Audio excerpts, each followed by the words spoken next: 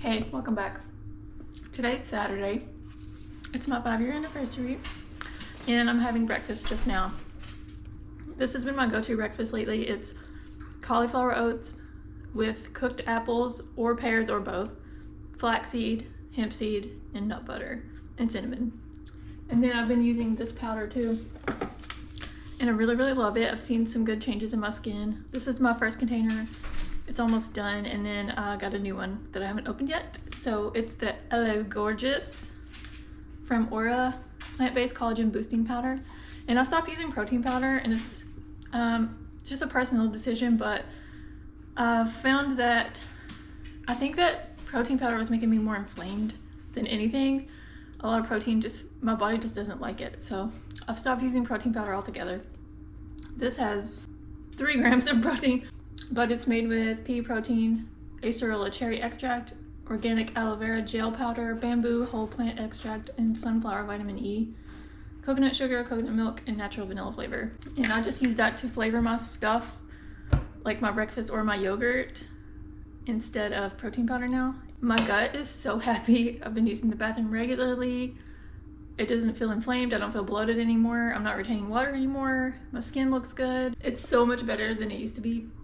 And that's the topic that I want to bring up today, is the importance of the hunger fullness scale and letting yourself be hungry between meals for just gut function, proper gut function. So that's the topic for today. Hey, I'm back, and it's been a few hours and I did a thing. My hair's pink. We ran out of lip balms recently and I ordered us these Badger ones from Amazon.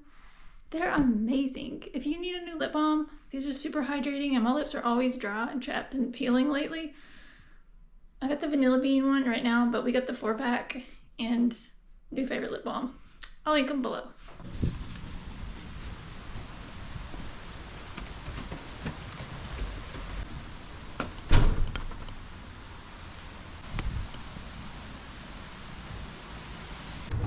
Happy Sunday. So I want to talk a bit about my hair. Look how cute it is though. I was originally going to dye it red, and I ordered some Maria Nila, I don't know how you say it, color depositing conditioner, the red one, cherry or bright red, yeah. Well, I got it from Amazon like an idiot, and it came to me open, leaking. Also, I think it's a return. I think it's used. And I ordered this little board so it's easier to put it on and it would be even, and it was broken. So I have to return both of these things. What a waste. But I already had some Joico semi-permanent magenta and soft pink, and this is a color I used to have in my hair already, so I just decided to do that. I just wanted something fun. I was tired of blonde. Look at this bonnet my friend at work gave me. Actually, it's really nice, and thank you, Z. You're the best. But look at it. Because we talk about hair all the time, and she recommended that I get one of these, and I had one a long time ago, but it kept falling off my head. So she's like, I'm gonna get you one. And it's so long. It's for long hair. So I started using it, and I actually really like it. And also, I get cold when I go to bed, and it keeps my head warm, so I sleep better. But look at it. My boyfriend said I look like a space slug, so now whenever I wear it, I do this.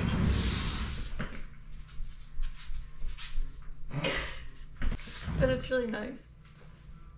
And it keeps my hair from getting tangly, and it does make it softer. So I'm excited to see how my pink hair performs with it. I recently found this on Amazon, and I got really excited because the ingredients are so minimal. There's about 4. It's made with apple powder, malic acid, natural flavor, and stevia, but it also has added magnesium and vitamin D. And when I found it, I shared it on Instagram, and the company reached out and gave me a discount code for me to try it with a 10% discount, and ordered it, and it's really good. I use less than a half a scoop when I make this amount of water because I like it diluted. It's like watered down apple juice, but if you use the full dose, it's really appley. It's really good. I just like it less flavorful. I'm just a wuss. But anyways, it's really yummy, and If you want to try it, I'll put my link below.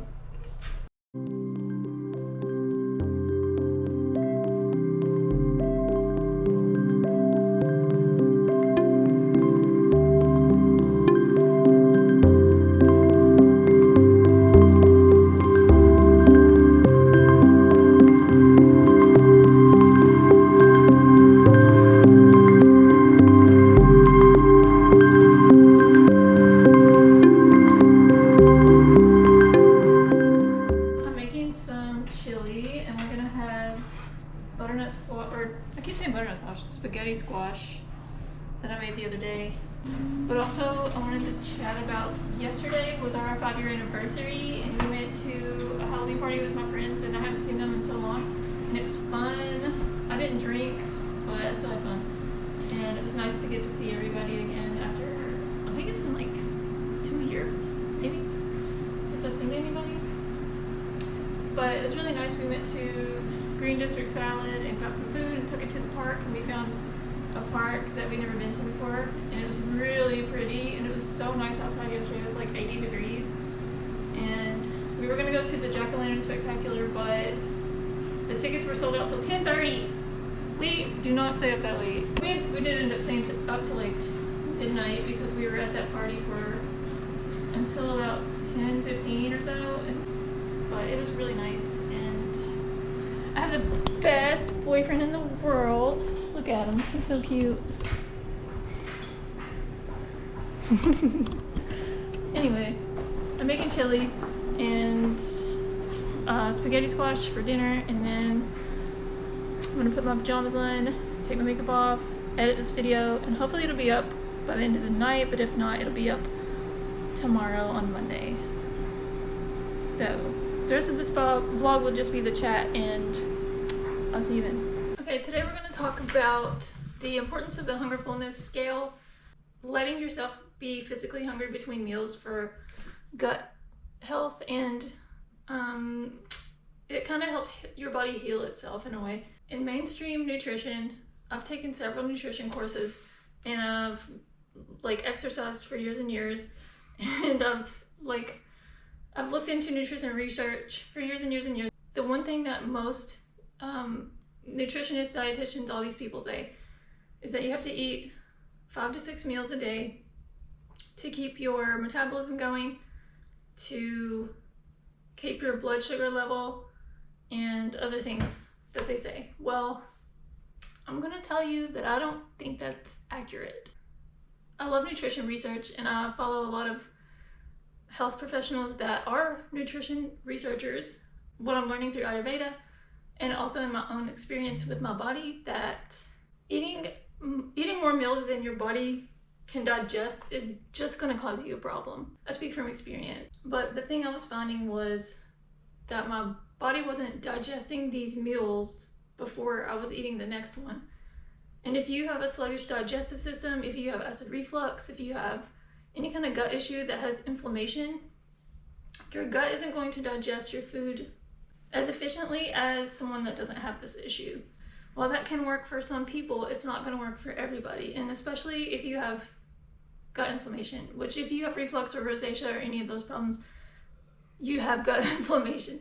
So what I'm learning from Ayurveda and Dr. Furman, and even some other health professionals like Cynthia Sass, who's a dietitian that I really like, the act of letting your body be physically hungry between meals is really, really important for your gut to be able to calm the inflammation and for some healing to happen, for you to be able to absorb the nutrients that you're eating. Because, like I said before, you are what you absorb.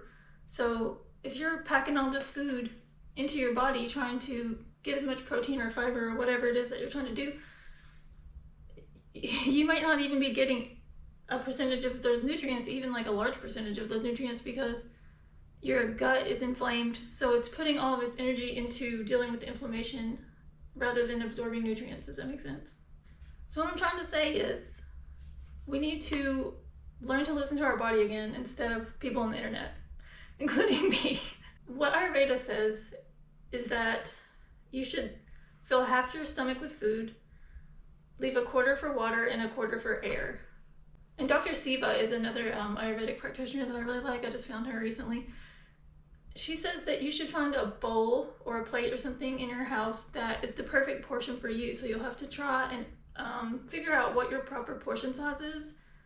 And if that means that you do need to eat multiple meals a day, then that's what you do. You just have to learn to figure out your body's cues when you're actually physically hungry, and not just because your brain is hungry or it's like a habit, or your mouth is just craving something. You have to really pay attention and listen, take a deep breath, feel what your body is trying to tell you. Are you actually hungry? Is it a craving? Is it you need mental stimulation because you're bored? It takes some trial and error to be able to do this. If you've been out of touch with your hunger cues for so long, especially people that have dieted for a long time, or if you've been trying to reach a specific physique and you've been eating a lot of protein and just constantly shoving meals down your throat all day, it can take some time to hear what your body's trying to tell you. So what I recommend and what I've been doing is a meal that you would normally eat, but a smaller portion of it. And then when you finish that, sit, wait, sip some water. If you still feel it in 15 to 20 minutes, then have another little bit of food, It's all about listening to your body's hunger signals. When you let your meal digest completely and let yourself get hungry between meals, it activates the parasympathetic nervous system, or rest and digest mode, and it releases ghrelin, so it lets your body know that it's hungry, and that can help reduce insulin spikes, allow the gut-brain axis to reestablish itself. The gut and the skin are connected through something called the gut-skin axis, so when you eat and the food doesn't get digested, it becomes inflamed, and that can cause your body to release histamines, cytokines, and endotoxins into your bloodstream. And those are some of the things that can trigger rosacea, eczema, and just general skin redness, especially if you have a sensitive gut. When you let your food digest completely, you minimize those symptoms. And in Ayurveda, it's called ama. So when you let your digestive system empty out between meals, then ama is not likely to form in the first place, and it's less likely that you'll have a reaction like rosacea trigger or eczema or something like that. The gut goes through a few processes whenever you digest food. The first one is breaking down food and then absorbing nutrients and cleaning up the residue left over from the food that you have eaten. If you keep eating and grazing before this process is finished, your digestion can get interrupted. There's something called the migrating motor complex, the rhythmic contractions in your digestive tract that helps push food through the digestive tract. It gets rid of leftover food, bacteria, any debris, and helps prevent bloating. And if you constantly snack, the migrating motor complex can never turn on, and that can lead to constipation, gas, and even acid reflux in some people like me. Also, true physical hunger means that your stomach is actually empty and it's ready to be fed again. Your digestive juices are there, they're ready to break things down, and that means that the next meal that you put into your stomach will digest better. You're allowing your digestive fire or agni to fire up instead of extinguishing it with another meal. And when food sits too long in your stomach, it starts to ferment, and that can irritate the gut lining and feed bacteria that may be harmful that's still sitting in the digestive system. And when you allow time between meals, it can help with the inflammation that is caused from the fermentation and lets the microbiome balance back out. And now, while I'm talking about letting yourself get hungry between meals, I'm not saying let yourself get ravenous, but you should feel some gentle hunger between meals. That way your body is signaling you it's time. Your digestive juices are ready to receive the food to break it down. And whenever you are having your next meal, eat until you're satisfied and not fill your stomach up completely, because you need to leave a little room for digestion. Like that quote says, half your stomach with food, a quarter with water, and a quarter for air. That way there's enough room for everything, and everything can work properly. There's a hunger scale in Ayurveda that I like, and it goes from 0 to 5. 0 is starving. I have it written down right here. 1 is very hungry. 2 is comfortably hungry, 3 satisfied, 4 overfull, and 5 is stuffed. And the goal is to try to stay between levels 1 and 3, so you don't want to ever be extra hungry or ravenous, so you'll just eat anything in sight. You just want to be hungry enough to be able to eat your next meal, and then you don't want to be so full that you feel sick. So level 3 is satisfied, so you have eaten until your hunger is gone. You don't feel heavy, you don't feel bloated, you don't feel forced, your stomach's not distended or sticking out because it's so full, and your pants aren't cutting into you or anything like that. So like a natural fullness. So what I'm trying to say is letting yourself be physically hungry between meals is just as important as what you're eating, because if you're eating tons of nutritious, nutrient-dense food and your gut is inflamed and can't digest them, it's kind of pointless.